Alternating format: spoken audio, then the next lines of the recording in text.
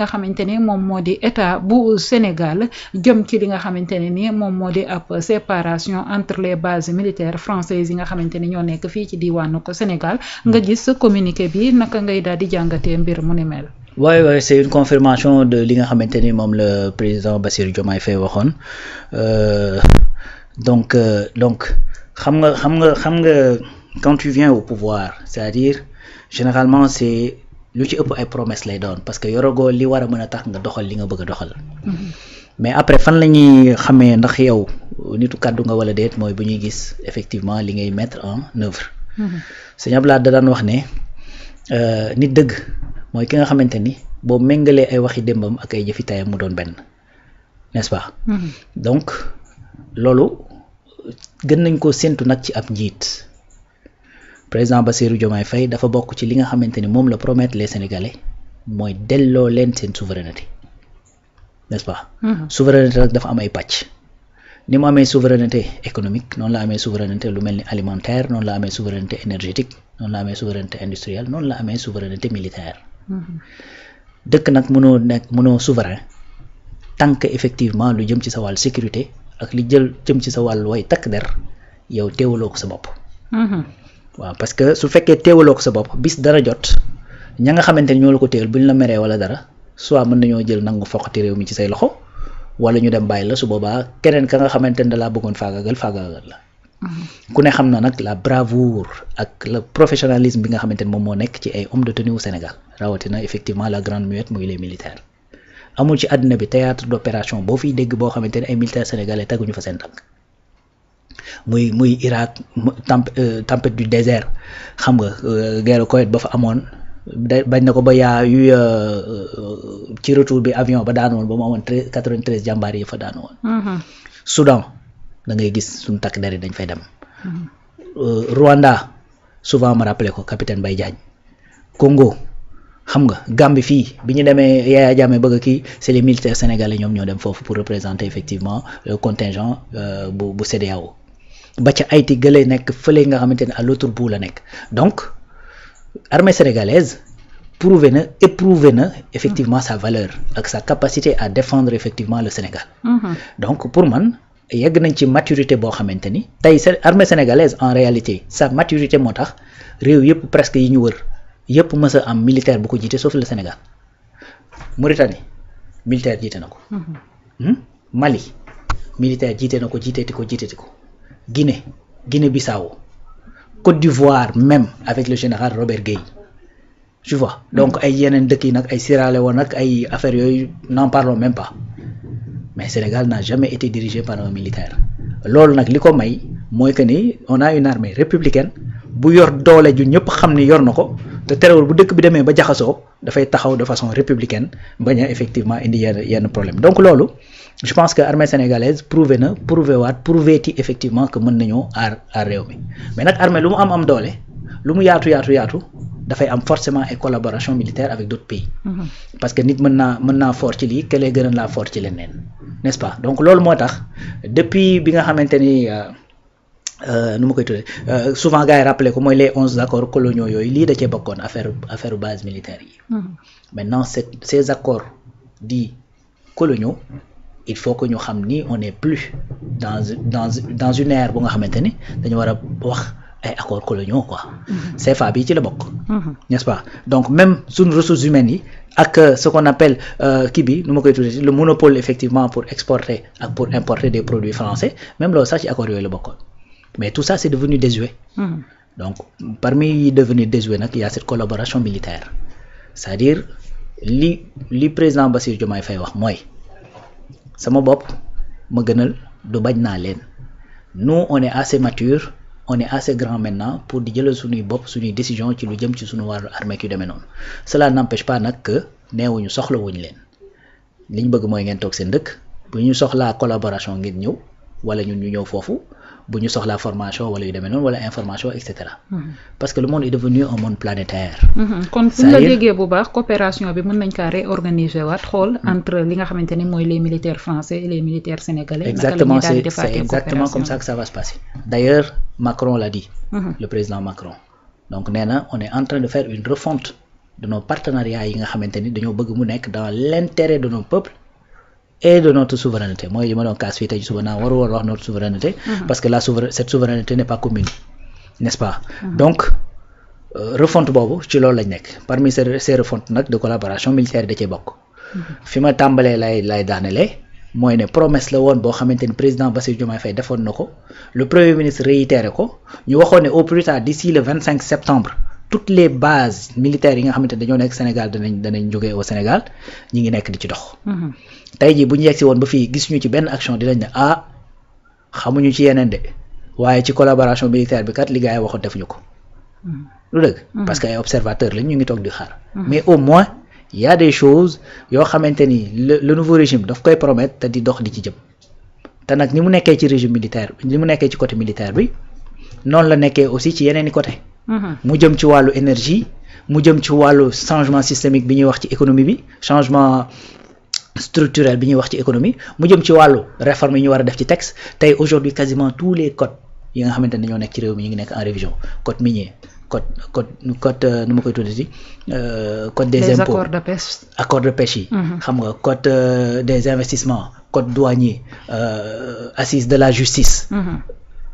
dialogue politique c'est-à-dire lépp loo xamante ne dañuy jàppoon dañ ko war a réformer ci ay textes ak yu demee noonu actuellement c'est en train d'être fait lépp loo xamante ni collaboration la ak dox dem ci wàllu diplomatie yu demee noonu ngir jëm ci ce changement structurel de l'économie tu vois que il y a des actions qui sont en train d'être menées donc de la même façon ci côté stratégie militaire bi donc c'était une promesse léegi nag c'était pas une utopie parce que promesse la bu réalisable ndax am nañu fi toogoon nag di wax naan fu mu toll dañuy wax rek mais nañu xaar ba gis militaire boo xamante ne génn na Sénégal donc y en a qui le disait ci yenn ci chroniqueurs yeeg ak yenn ci hommes politiques yi mais là on est en train de voir que ni vraiment sur le principe sur la position de principe président de la République mi ngi respecté ay engagement am et que ces militaires sont en train de restituer les bases gis nga base bi nekk Saint-Louis c'est pour la communication militaire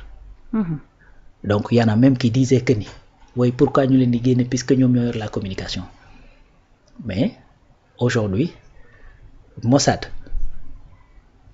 ñi ngi Moyen-Orient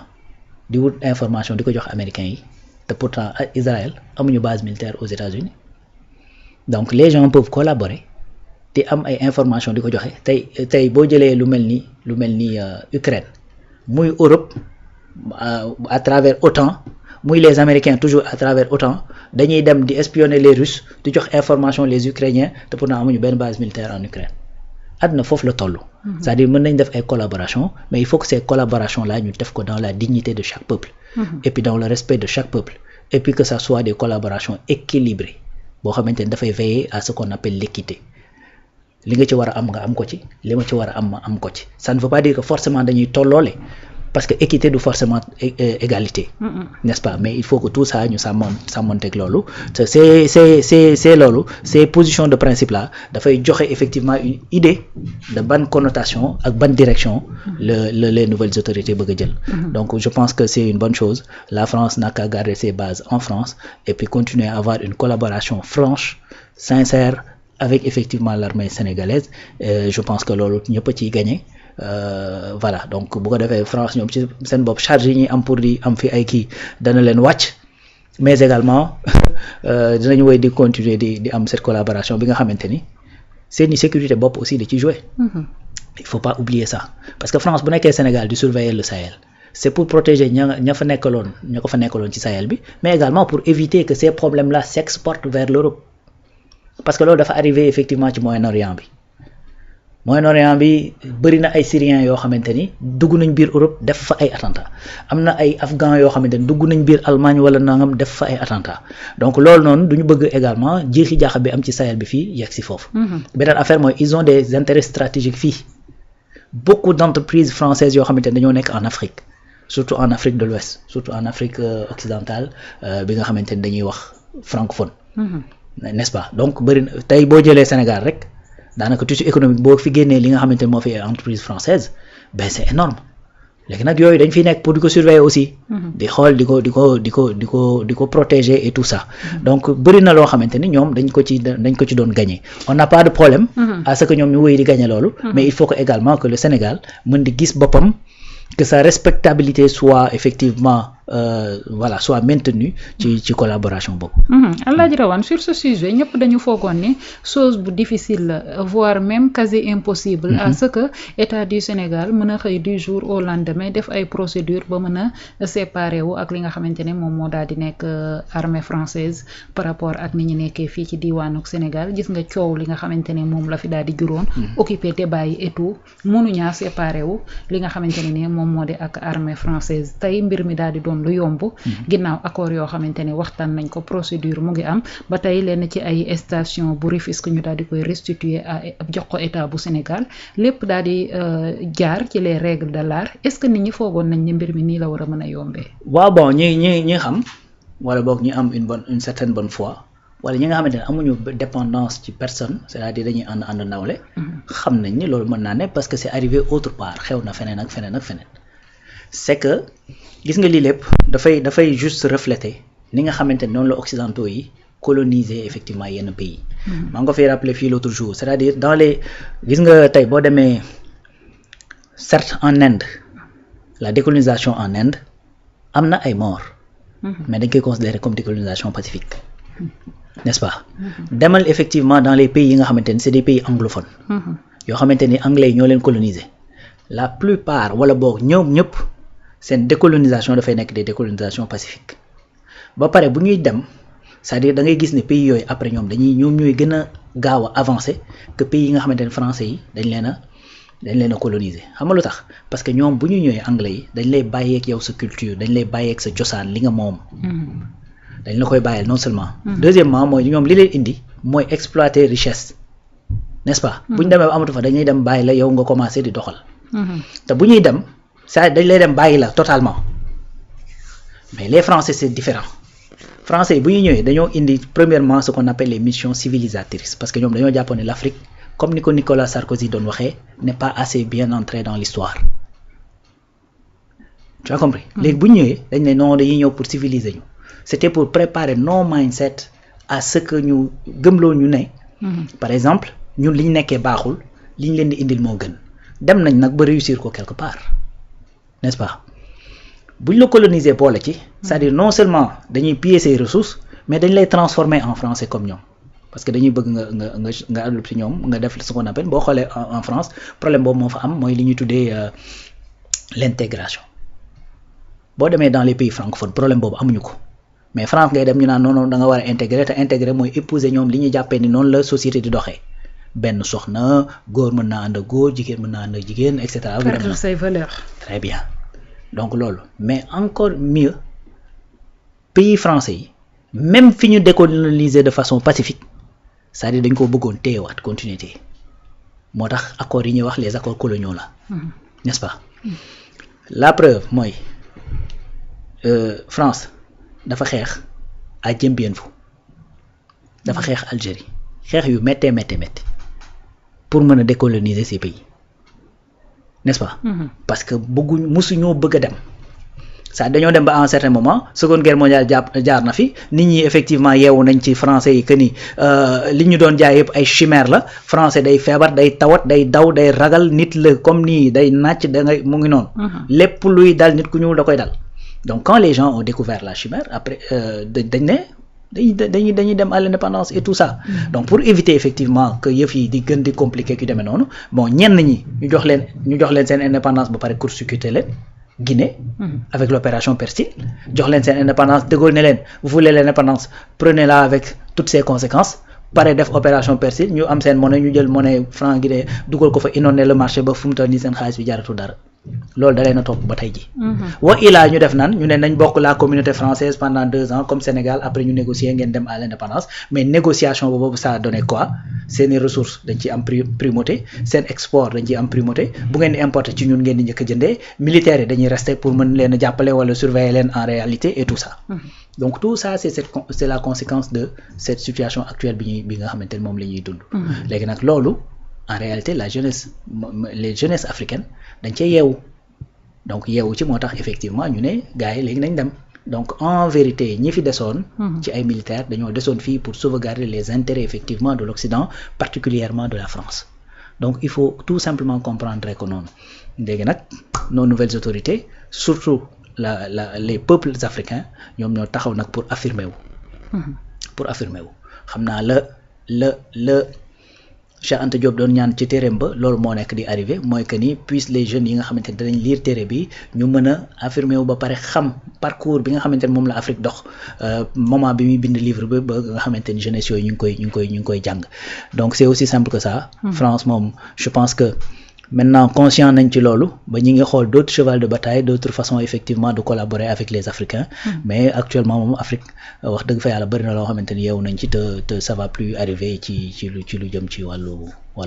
une fois que ñoom ñu jógee ci li nga xamante ne moom moo di ci station yi maanaam ci camp yi nga xamante ne les militaires français foofu la ñu daal di nekkoon. tey ñu daal di fay jógee ñan ñoo fa war a mën a nekk ak lan lañ fa war a mën a def d'autant plus que invité woon nañ fii ku ci mel ni Guèye Para mu daal di ne loolu ku dul militaire mënuloo fa nekk. waaw bon déjà c'est des espaces ay emprises la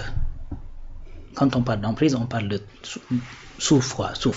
terrain on parle de suuf tey jii base militaire bi nekk Ouakam ak loo fa mënti def loo xamante ni Sénégal moo ko moom mais Sénégal dafay gagner ak loo fa mënti def léegi nag après c'est à l'État de voir quelle est l'opportunité effectivement de ce terrain loo xamante ni danañu mën a indil ak yu dem danañu mën a indi leneen bu fekkee ni effectivement les militaires vont récupérer tant mieux ñu récupérer ko ñu nekk fa au moins nga xamante ni la fa nekk ci rôle ba mu doon jouer lu jëm ci wàllu par exemple boo jëlee Tëngéej lu jëm ci wàllu communication gi demee noonu c'est que yooyu metteetul Adja Binta c'est-à-dire le Sénégal regorge de talent peut-être que on n'est pas un pays développé mais on regorge de talent ñoo xamante ni tey da ngay gis des militaires yoo xamante ni dañ leen jël fii yóbbu leen par exemple États-Unis wala yóbbu leen au Japon wala en Chine ñu dem jàngi xam-xam yoo xamante ni bu ñëwee dañ koy mën a maîtriser tari ko n'est-ce pas donc tey am nañ satellite n'est-ce pas Sénégal envoyé na satellite boo reculer il y a 15 ans 20 ans ci gannaaw xalaatuñ ko woon donc imagine nga def projection nga def interpolation fii ak 10 ans wala sax neex léegi nag deuxième chose bu nga xamante ne moom la ñuy kii mooy effectivement comment dirais-je après nag xool comment exploiter tous ces espaces là yi nga xamante ni ñu ngi nekk di disponible. merci beaucoup Alaaji Rawane ci précision yu am solo yooyu nga xamante ni daal di nga koy def par rapport ak base militaire française yi nga xamante ne nga ni tey yëkkati nañ benn